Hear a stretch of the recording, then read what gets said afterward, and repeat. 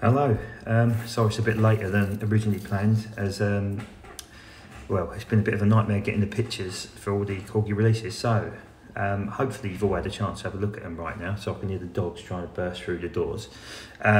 So it's one of the biggest catalogues in years, been 31 announced releases, and it makes up of the following. So World War One, we've got 4 releases, one of them which is the second Brisket, which I believe is in the X-Fighter Collections scheme, so really exciting one to look forward to. In terms of World War II and propellers, there's 21 releases, which I'll get through in a minute with the pictures I've got.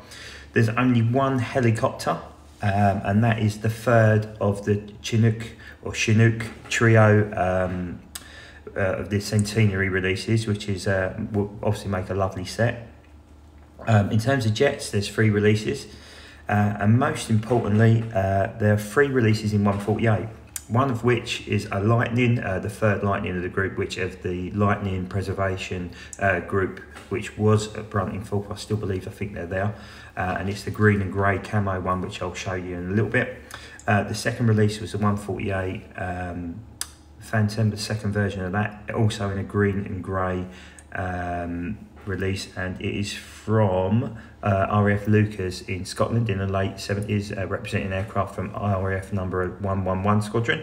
And the final one, which caught us all on the hop, is a Eurofighter Typhoon FGR4 in 148 scale, and it looks quite stunning. So what I'm going to do, rather than you looking at my ugly mug, I'm going to switch to the photos and talk through each one, a little brief description for you, so bear with me.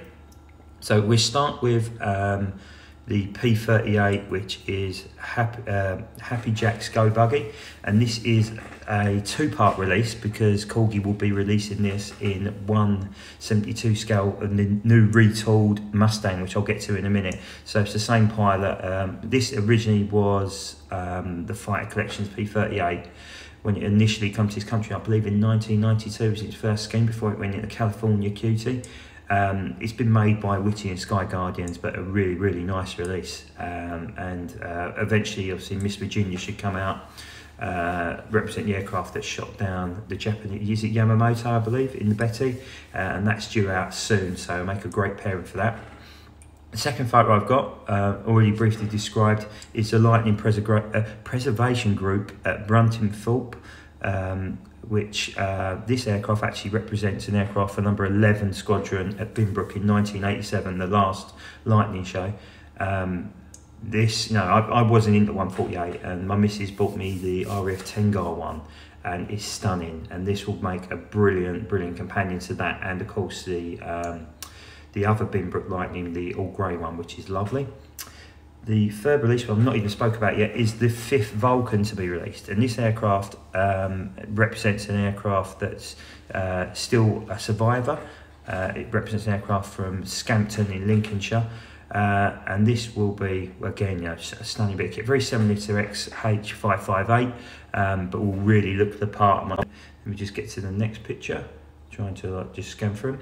Right, next up is one of the themes from this catalogue, and it's Operation Barbarossa, so that will be 80 years coming this October, when the Germans invaded the former Soviet Union, and it's probably one of Corgi's strongest toolings, the good stuff. And this one represents an aircraft, bear with me, I'm looking through my list here and my notes, once I get to it, where are you? And I've lost it completely. So I want to make sure I get the right pilot for you all, and I'm not doing myself no justice. There we go. It just says Operation Barbarossa, so it's the code is AA27110. The previous one, and again the brain is completely gone. I've got the previous all white G, the good stuff, and it's stunning. It's well worth collecting. And the previous, the Hans Joachim Marseille version, the desert version this summer that was released, is now really hard to come by. So well worth investing in this one. Next up is one of my favourite toolings in the Corgi tooling, and that is of course the P51, and this compares really admirably compared to the Dragon release, and it represents an aircraft from Captain Jack M. Ilfrey of the 79th Fighter Squadron 20th Fighter Group, based at Kingscliff, which I believe is in Lincolnshire, in 1944. So this was obviously a replacement aircraft for his P38. This is an actual flyer over in the States as well, and I believe it's the 5th release of the Mustangs since the new tooling. I'm pretty certain it's number 5. Well worth getting. Really lovely looking scheme in the green and silver, and you know, we'll look at the absolute parts in your collections. Of course, never been done by a die-cast retailer, so well worth looking into.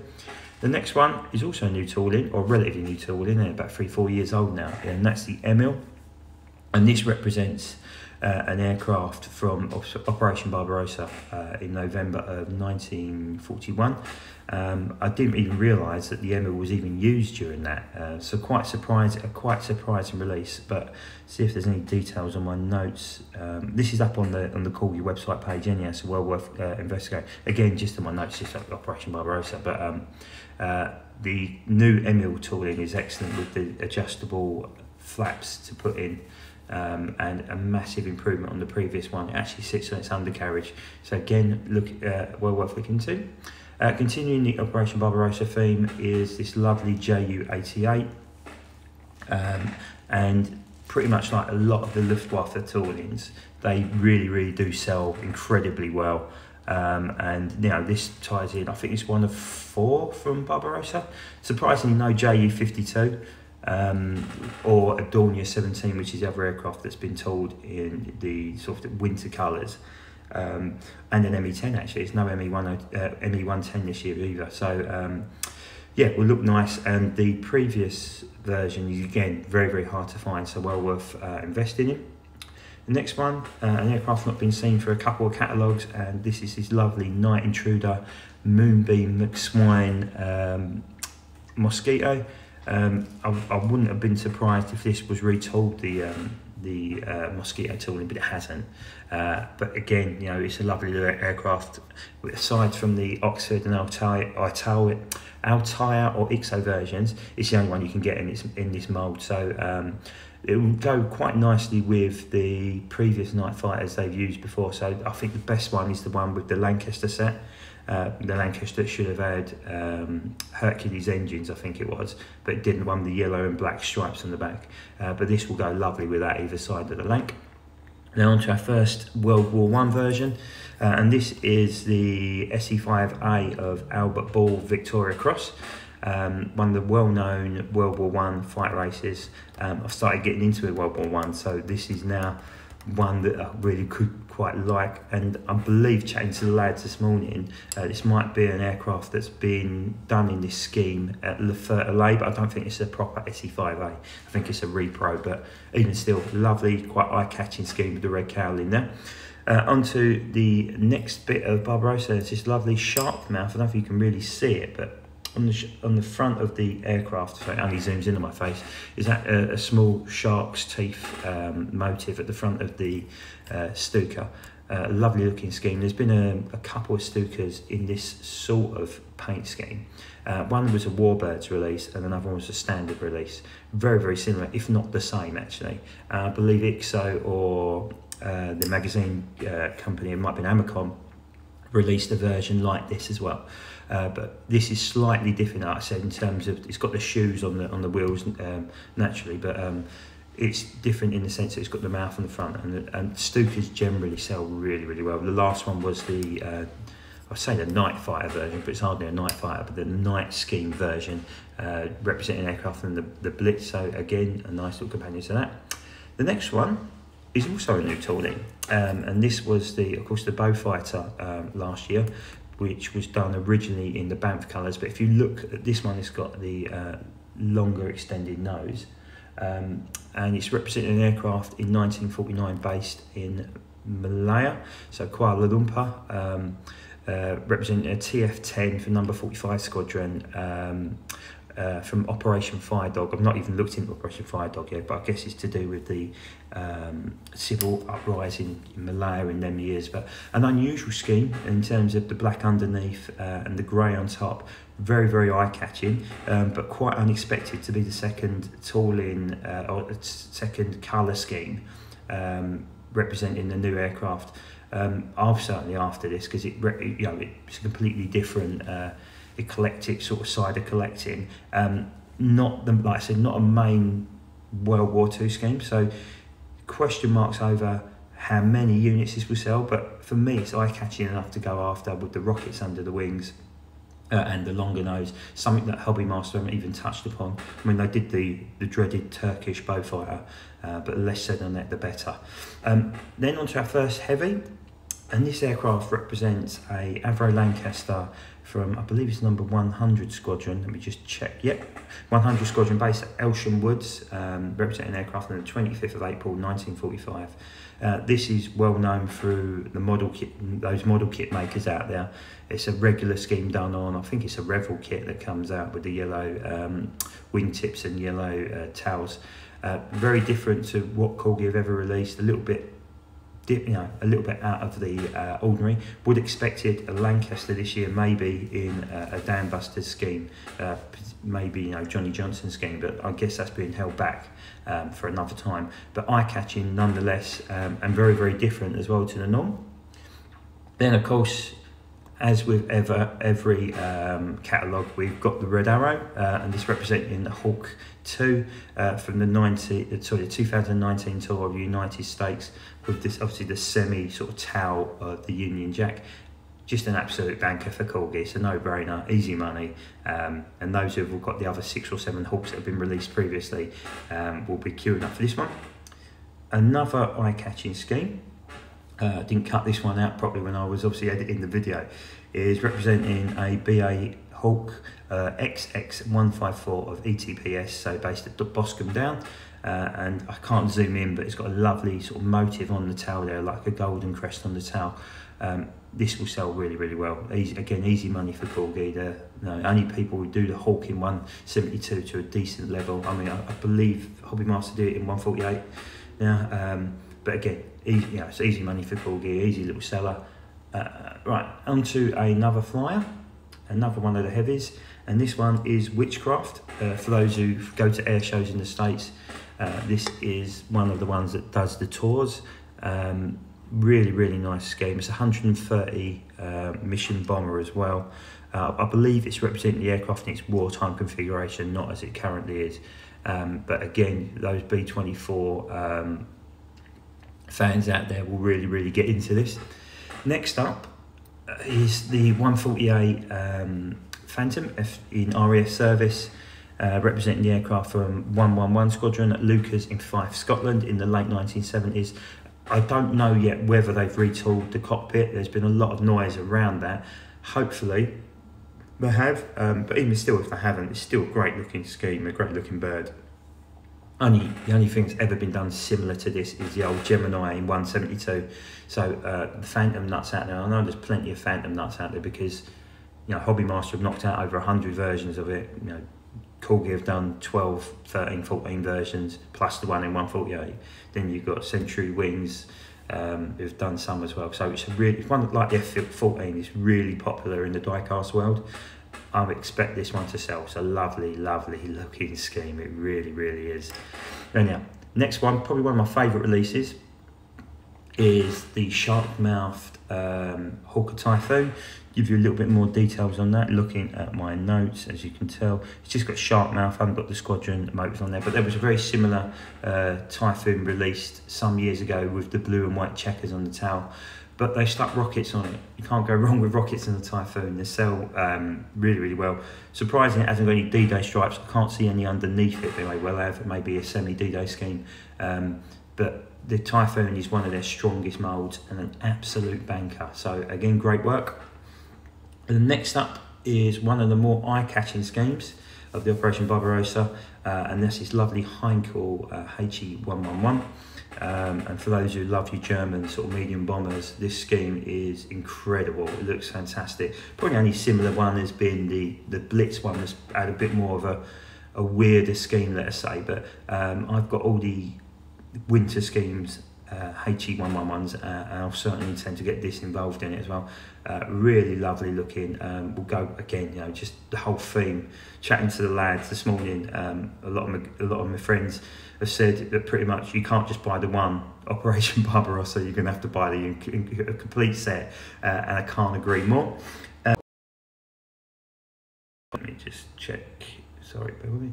Next is our, I think this is our second World War One version, and this is the lovely Fokker dry plane. I suppose technically it is a dry plane in German, triplane of Steinhauser. I've got I don't take any more notes on this because I've tried to be getting them off through the morning. It's been a bit of a nightmare. So this is the Vernasteinhauser, and there's an accompanying Fokker DR1 triplane, which we'll get to in a minute. Right, prepare yourselves, folks. So before I get to this next one, and I'll take a quick sip of drink because I've got a very sore throat, is the first of the new toolings. So there's been a lot of noise around a handy page Hamden, and it wasn't. I can see the Hamden being released, but I don't think it's going to be maybe in the next catalogue or the catalogue after. I believe it will tie in with the RAF Museum 1, which is the only full airframe in existence, and that's being restored at Cosford, which is in the Midlands, somewhere near Birmingham. And I think I'll release it to coincide that. The next one up it caught us by surprise, really, to be honest with you. There's been a few murmurings of it, and that is the Bristol Bowfire. So anybody who's got a few millenniums in their collection, and of course the Bowfire, a great accompaniment to go alongside that. Well known for its torpedo activities. I would expect some Royal Australian Air Force ones, a Malta version, something from the Far East as well to come out. I think this is tying into the one in Australia. There is one in Australia which is due to fly, well, pretty. Last time I see the pictures, it was just waiting its outer wings, so it can't be a million miles away to be completed. But really, really nice scheme. This is in an RAF version representing an aircraft that carried out a lone attack on, I think it was Strasbourg Harbour, reading about it. But a great surprise, a lovely little medium bomber to add to our collection. And I've just, I just had some a message come through there. I was trying to read it sideways, but no good. But yeah, I've just been told that the Phantom is about to be retooled as well. So just going back to that, that's great news. Not a necessity because the first one was stunning, but I think for the real rivet counters out there, the ones who want to display it on its wheels opened up, that'd be great. But yeah, this is a great scheme, completely hidden from all of us. Didn't expect it to come out, so great. Excuse me, lock me up now. A great addition to our aircraft collections, and an aircraft never been done by anybody before. I think it's only been done in 144 by like Atlas or someone like that, which wasn't great. Really looking forward to seeing more of these come out over the next year or two, but fantastic little surprise from Corgi. Next up is, for those of you, again, your medium bomber fans, is your Vickers Wellington. This will go very, very nice with its sister aircraft, which is YAA. The Wellington's not been seen there for a couple of years. I think the last one was YAA actually, and again, a great seller, one of those solid releases that always seems to bank Corgi that money, and again, I'll certainly be looking at. Right, next up is of course the Typhoon, and an old friend of many of us, and that's it's known as Gina, but it's GNA, and this was released in 172 initially by Corgi and sold out. Just you couldn't get it for love nor money. It was fetching like 250 quid on the web. But then, of course, Hobbymaster released their 172 version, which is really, really good, let's be honest. It's a great looking aircraft. And they've just released this in 172, which is due to be delivered, I think, in the next month or two, pending COVID restrictions. So Corgi have pulled this one out of the bag. Rather than try and compete in the same market as Hobbymaster, they've completely flummoxed us all by going for a 148 version. And I've seen a detailed breakdown that Gary sent me this morning of the additions to what they've done to this aircraft, and I believe it's going to be in the Corgi catalogue. It looks the absolute nuts. I think that's the only term I could use. The cockpit detailing is great. It's got interchangeable nozzles at the back to put on the exhaust bit on the afterburners. The detailing is stunning. It really, and of course moving canards as well. Air brake as well that comes up. It looks brilliant. It looks absolutely stunning. And I'll be looking at this, getting this one for sure. I'll try and pester Michael, see if he can send me some pre-pros if he ever gets them. I doubt he will. I mean, I've tried blackmail and everything. Oh, the only thing we haven't tried yet is actually taking him hostage. But he's not breaking, but it looks great. It looks absolutely mint, and this will fly off the shelf. I don't know how many run it is yet. I would guess it's probably around the 2,000 run, because a lot of the 148s are. But this will be one to invest in, and will, for me, will be worth probably another 50-60% more than when you buy it. Sorry. Great job, and we know the colours are going to be right because they got them right on the first release. And they've not put ridiculous amounts of ordnance on it like the HM 172 one. This is going to be great, and well done Corgi. You kept that completely hidden and have pulled that one out of the bag. So moving on to the next theme, the second theme that seems to be celebrated quite a lot this year is Pearl Harbor, and this next one is an aircraft again. I don't think it's been seen since be 5 years now since the 75th of Pearl Harbor. And that's the Zero, so still knocking around. Again, lovely white looking scheme aircraft with the two blue bands. Somebody sent me a message on Instagram earlier saying it might represent the Zero was seen in the film The Final Countdown in 1980, where the USS Nimitz goes back in time 40 years with the Tomcats. I've never seen it because everyone says it's crap, so I've never really taken the time to have a look. But again, a lovely looking aircraft. It obviously comes with the fuel tank as well on its belly. The Zeros are just, again, it's an older mould now, but you know, nobody's touched it in 172 and done a really great job of it other than Corgi. So again, you know, an absolute banker in my eyes. On to the next one. And this is the second version of the Brisket. The first one is due out relatively soon. I believe because quite complex tooling, it's taken a bit of time to absolutely perfect. But you know, reading Michael and the guys from Corgi on their diecast diary, the pre-pro version, which they showed probably about 3 months ago. I mean, you might have to go. It's all archived, so you can go and see it. Looks absolutely stunning. You know, it's a big old lump in 148 as well. So I'm guessing it's going to be about that sort of big, which will be medium bomber size in 172. And this aircraft is representing an aircraft that flew on the UK circuit for quite some time. Before, I believe it went to New Zealand. Might have gone to Peter Jackson in New Zealand, but it was owned by the Fighter Collection. It flew in a free ship which was then the Historic Aircraft Collections version, which is now in Canada, which they swapped for.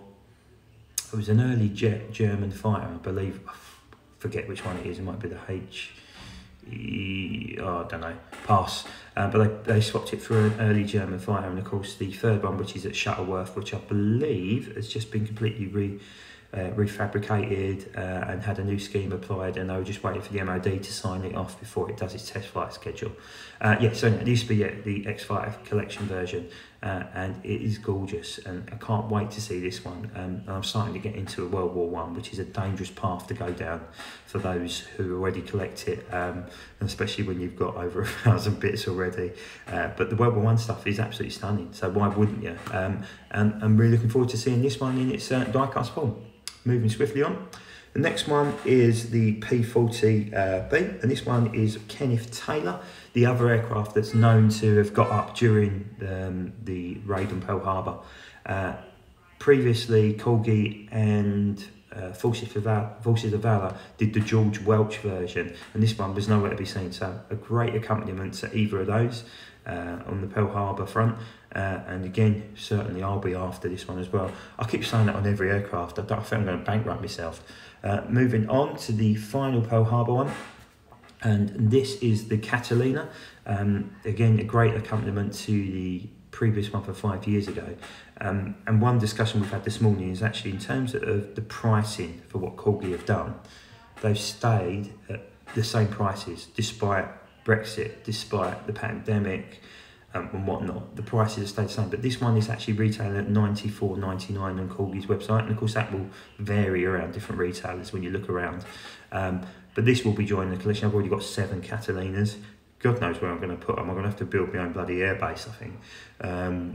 But the early scheme with the red and white stripes on the tail is a great looking bit of kit. So that's the pictures that I've got already. In terms of aircraft that I've not managed to grab a picture of yet, there is a Bristol Blenheim and the Mark IV, known as the Spirit of Britain First. So it's the Imperial War Museum version, which was owned by the Blenheim Society then, which is now owned by John Romain in the Aircraft Restoration Company, and it's a Mark I. So when it was in his Mark IV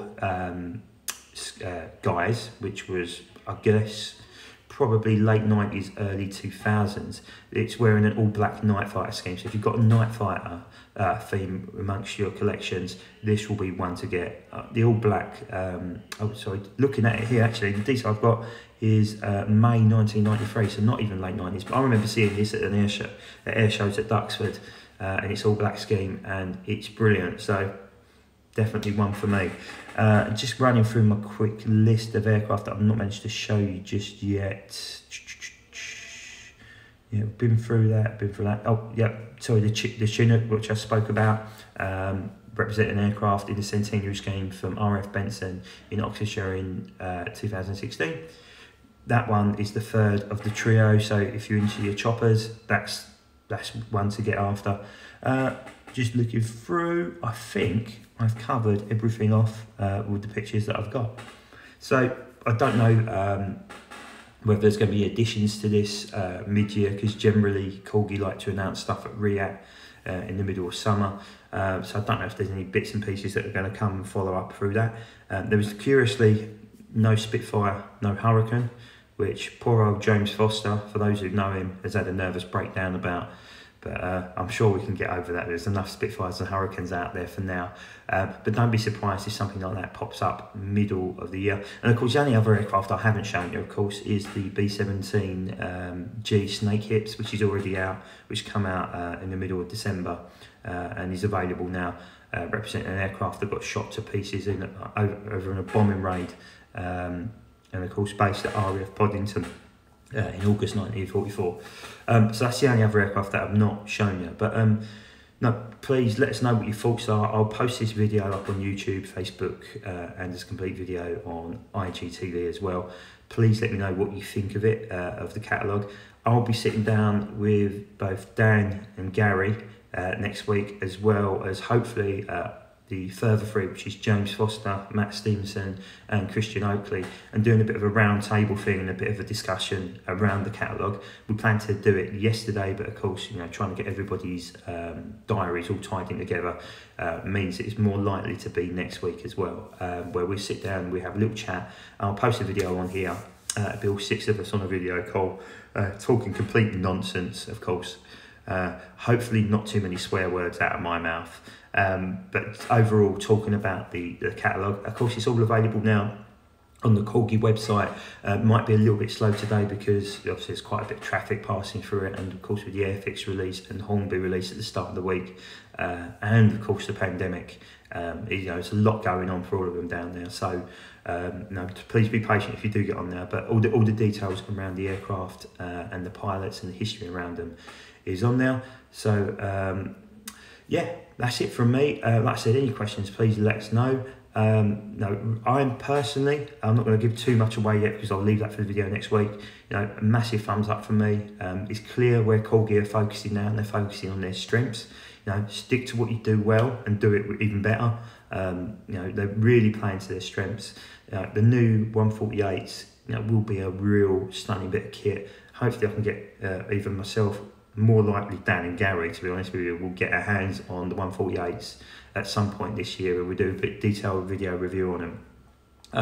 But for someone who wasn't keen on mixing scales, when I got the Lightning through, when Sasha bought me it, I was absolutely blown away by it. It is an amazing piece of die cast, the Lightning, and to see it in green and grey, proper Cold War bird. Big thumbs up from me. Don't want to do the thumbs up when I look like Paul McCartney. But yeah, look, really, really impressed. And for those who've just joined again, just to go through the breakdown of the actual catalogue, 4 World War One aircraft in 148 scale, 21 World War II aircraft in 172 scale, 1 helicopter, which is Chinook, in 172 scale, 3 jets, so a Lightning, a Phantom, and a Eurofighter Typhoon in 148 scale, and 3 other jets in 172 scale, so 1 Vulcan and 2 Hawks. That's it from me. I've just had the postman knock at the door, so hopefully there's no unpleasant surprises, and Sasha's got the parcel before me. And I'll speak to you all later. Thanks for tuning in, and bye-bye for now.